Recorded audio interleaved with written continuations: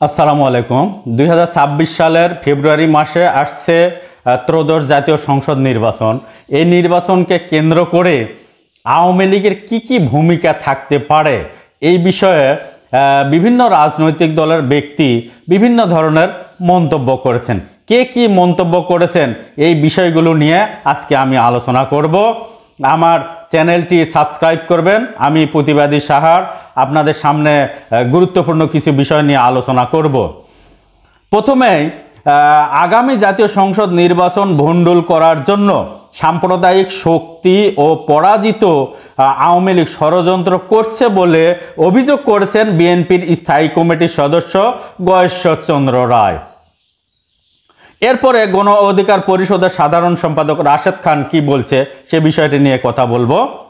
কতিপয় উপদেষ্টার কারণে আওয়ামী সুবিধাভোগী ও ফ্যাসিস্ট কর্মকর্তারা বহাল তবিয়তে আছে বলে মন্তব্য করেছেন গণ অধিকার পরিষদের সাধারণ সম্পাদক রাশেদ খান। শনিবার দুপুরে নিজের ফেসবুক প্রোফাইলে দেওয়া এক পোস্টে এমন মন্তব্য করেন তিনি। এরপরে বিএনপির স্থায়ী কমিটির সদস্য ডক্টর আব্দুল মঈন খান বলেছেন, আওয়ামী লীগের মিথ্যা ইতিহাসের মুখোশ উন্মোচন করতে হবে। এ পর্যায়ে ত্রয়োদশ জাতীয় সংসদ নির্বাচনে আওয়ামী লীগের অংশগ্রহণের বিষয়টি আইনি প্রক্রিয়ার সমাধান হবে বলে মনে করছেন নির্বাচন ব্যবস্থা সংস্কার কমিশনের প্রধান ও জাতীয় ঐকমত্য কমিশনের সদস্য ডক্টর বদিউল আলম মজুমদার। এ পর্যায়ে আরেকটা গুরুত্বপূর্ণ খবর, সেটা হচ্ছে আন্তর্জাতিক অপরাধ ট্রাইব্যুনালে ক্ষমতাচ্যুত প্রধানমন্ত্রী শেখ হাসিনা, সাবেক স্বরাষ্ট্রমন্ত্রী আসাদুজ্জামান খান কামাল ও সাবেক আইজিপি চৌধুরী আবদুল্লাহ আল মামুনের বিরুদ্ধে চতুর্থ দিনের সাক্ষ্য গ্রহণ চলছে। এ পর্যায়ে আরেকটা গরম খবর, সেটা হচ্ছে মাধ্যমিক স্তরের পাঠ্য বইয়ে 2024 সালের জুলাই গণ অভ্যুত্থানের ইতিহাস অধ্যায় যুক্ত করার প্রক্রিয়া আটকে দেন সদ্য অপসারিত মাধ্যমিক ও উচ্চশিক্ষা বিভাগের সচিব সিদ্দিকুর জোবায়ের। এ পর্যায়ে গয়েশ্বরচন্দ্র রায়ের একটা গুরুত্বপূর্ণ খবর আওয়ামী লীগকে নিয়ে। তিনি বলেছেন, বাংলাদেশ জাতীয়তাবাদী দলের স্থায়ী কমিটির সদস্য গয়েশ্বরচন্দ্র রায় বলেছেন, আওয়ামী লীগের আমলে সব খুন হত্যার বিচার আমরা চাই। বিএনপি ক্ষমতায় গেলে অবশ্যই এর বিচার করবে। এ পর্যায়ে বিএনপির যুগ্ম মহাসচিব শহীদউদ্দিন চৌধুরী এনি বলেছেন, শেখ হাসিনার ফ্যাসিবাদ থেকে শিশুরাও রক্ষা পায়নি, হিন্দু সম্প্রদায়ও রক্ষা পায়নি। 24-এর গণ অভ্যুত্থানে শেখ হাসিনার নির্দেশে সাধারণ মানুষের সঙ্গে হিন্দু সম্প্রদায়ের মানুষকেও হত্যা করা হয়েছে। এরপরে এনসিপির মুখ্য সমন্বয়ক নাসির উদ্দিন পাটোয়ারি আওয়ামী লীগকে নিয়ে একটা কথা বলেছেন। উনি বলেছেন, ইতিহাস থেকে শিক্ষা না নিলে বিদেশে অনলাইনে পড়ে থাকতে হবে।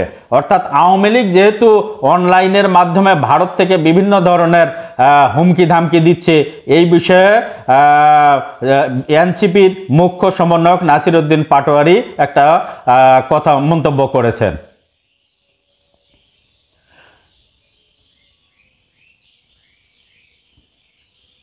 এ পর্যায়ে আন্দোলনকারীদের চিকিৎসা দিলে হাসপাতালগুলোকে রেহাই হবে না বলেছিলেন শেখ হাসিনা।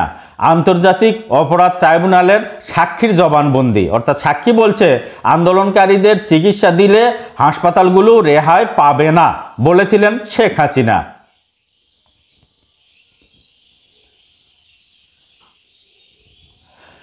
আরেকটা গরম খবর, সেটা হচ্ছে হাসিনার মামলা চতুর্থ দিনের সাক্ষ্য গ্রহণ আজ।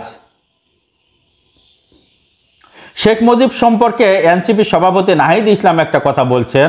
তিনি বলেছেন, শেখ মুজিব জাতির পিতা নন, তবে তার ত্যাগ স্বীকার করি।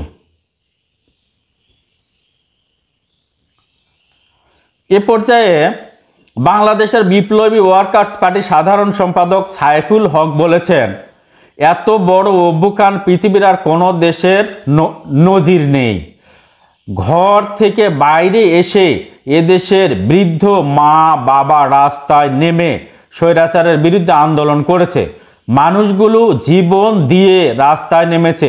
তাদের পরাজিত করার শক্তি কারণেই হাসিনার 16 বছরের জুলুমের বিরুদ্ধে লড়েছি। সবশেষ হাসিনাকে আমরা পালিয়ে যেতে বাধ্য করেছি। এরপরে বিএনপির কেন্দ্রীয় নেতা ও সাবেক মন্ত্রী অ্যাডভোকেট এম রুহুল কুদ্দুস তালুকদার দুলু বলেছেন, ধর্ম যার যার, বাংলাদেশ সবার। এদেশে হিন্দু মুসলিম খ্রিস্টান সব মানুষ মিলেমিশে একাকার হয়ে বসবাস করে। বিগত ফ্যাসিস্ট আওয়ামী লীগ সরকার সব সময় এদেশের হিন্দু সমাজকে নিজেদের ভোট ব্যাংক মনে করছে, আবার তাদের দ্বারাই হিন্দু সমাজ সবচেয়ে বেশি ক্ষতিগ্রস্ত হয়েছে। এরপর বিএনপির স্থায়ী কমিটির সদস্য ইকবাল হাসান মাহমুদ টুকু বলেছেন, পতিত আওয়ামী লীগ ধর্মের নামে বিভাজন সৃষ্টি করে রাজনৈতিক ফায়দা হাসিল করেছে। আওয়ামী লীগের সবার চরিত্রই একরকম। তারা অন্যের সহায় সম্বল গ্রাস করেছে। গুম, খুন, হত্যা, নির্যাতন, নিপীড়ন সহ রাষ্ট্রের সম্পদ লুট করেছে।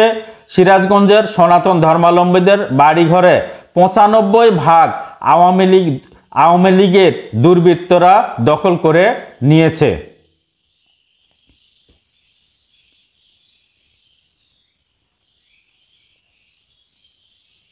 আরেকটা গরম খবর, সজীব ওয়াজেদ জয়ের বিরুদ্ধে দুদকের মামলা।